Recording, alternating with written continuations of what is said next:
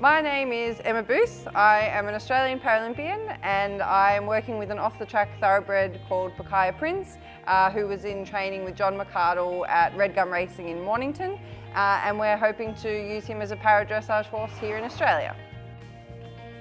I started riding when I was 11 years old. I won a competition that was run through the Saddle Club and won a pony for 12 months. So that's sort of where my riding career started and kicked off. I was an eventer prior to my accident and I always worked with off-the-track thoroughbreds. My main competition horse, MP Griffin, he was an off-the-track thoroughbred.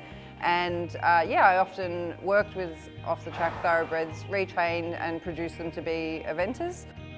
My boyfriend actually works for John McArdle at Red Gum Racing, and he was aware of the fact that I was wanting to get an off-the-track thoroughbred to use for para-dressage.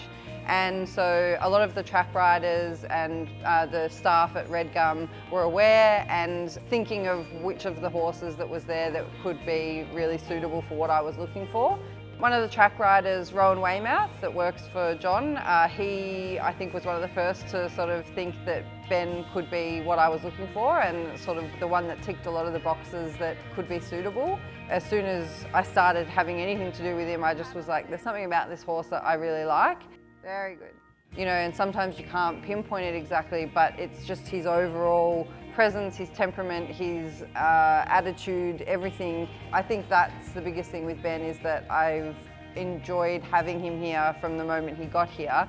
And, you know, it was sort of one of those things that as soon as we got him here, it was kind of like, oh, I can't wait to ride him. I just had to be patient and say, no, just wait until, you know, we've got to take the process and do it properly.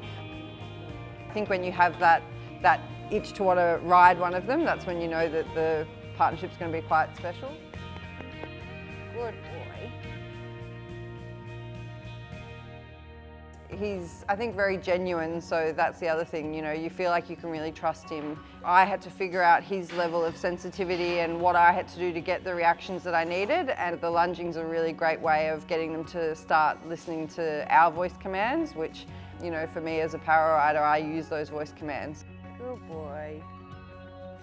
The thing that I probably like most about him is his willingness to work for any horse, but particularly for a para-dressage horse.